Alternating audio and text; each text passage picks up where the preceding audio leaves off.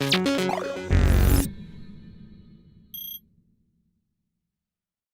Sarah. Sara is one of the team, and she's become one of the team because she's so smart, and we really like that. We took Sara to Berlin for Music Tech Fest there. She had never hacked before, and we insisted that she did. And one of the hacks, as I mentioned before, is about Stephen Fry. It's a promotional thing that Penguin Books are doing, essentially, about getting Stephen Fry's thoughts and words into the world in different ways. Stephen Fry, if you don't know who he is, he's a very intelligent, very smart comedian, actor, television presenter, author, autobiographer, and he has written a lot and he has thought a lot and he's said a lot. And the idea is to just make that available to the public to do whatever they want with, to hack with it and so on. And of course, we couldn't resist a challenge like that. So we've teamed up with the YourFry project, and we did this for the first time in Berlin. And Sara, for the first time ever, using technologies like Axolotl and Arduinos and various other things from RS Components, put together something that used that, and she won our hack challenge, which is phenomenal. So a round of applause for that, first of all. Yeah. Woo! Thank you. And we made a video, and we're going to show the video. Yep. And then I'm going to talk to you about it. Basically, donated or whatever. I'm working with one particular audio file using what's this called again? Axolotl. I just completely forgot what the program's called. Yeah. This is the first time I've used Axolotl. But it's been really, really fun. It's a great program. Basically, what I've done is created a sequencer so we can scroll through various bits of the audio and edit anything that's being said using these dials here, which control various things like panning, speed of the loop, and something else that I now can't remember. Oh yeah, like the amount of the loop that's being used at any given time. And then I've got some filters and various stuff. And I've also got a kind of basic template for the composition, which I made on Ableton, which is also now on the patch. So the basic premise is, firstly, what can I do with this program? And it turns out you can do quite a lot in a short space of time.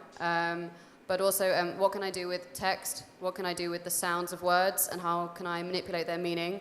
And I really wanted to use hardware for the first time so I could make that much more of a kind of visceral experience, basically. And I think the sounds that come out really display that.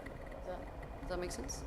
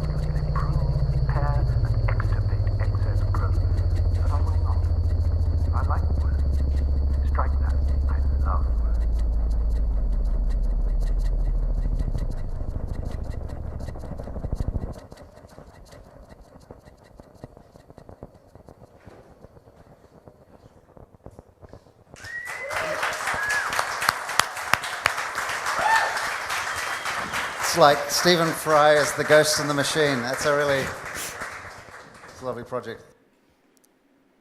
Hardly agree. Sarah, that was your first hack. Yeah. What's it like becoming a music hacker? How do you what's the experience? It's sort of a combination of being incredibly limiting, but also kind of terrifying at the same time, because now there's so many new possibilities of things I could potentially do that I sort of thought I didn't really have access to. Do you know what I mean? I was like, well, these are the things I understand, and then there's all this sort of difficult technological stuff that I couldn't possibly delve into. Whereas now I'm like, kind of can't wait to do that, but at the same time, like, there's so much like ground to cover. What's your background? What's my background? Yeah. So I'm a musician. I'm a classically trained clarinetist, and I also play saxophone a little bit. And I started composing probably during a music degree. So it's all been quite traditional, though my compositions are electronic, and they sort of try to be vaguely, innovative when they're good.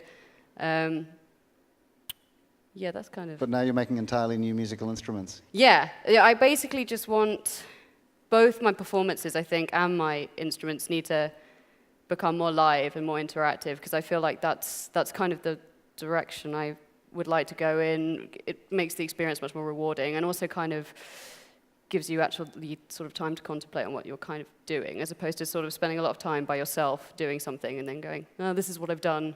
Kind of like what I just did then. Yeah, less of that, more of stuff. So making your own musical instruments to express your own things.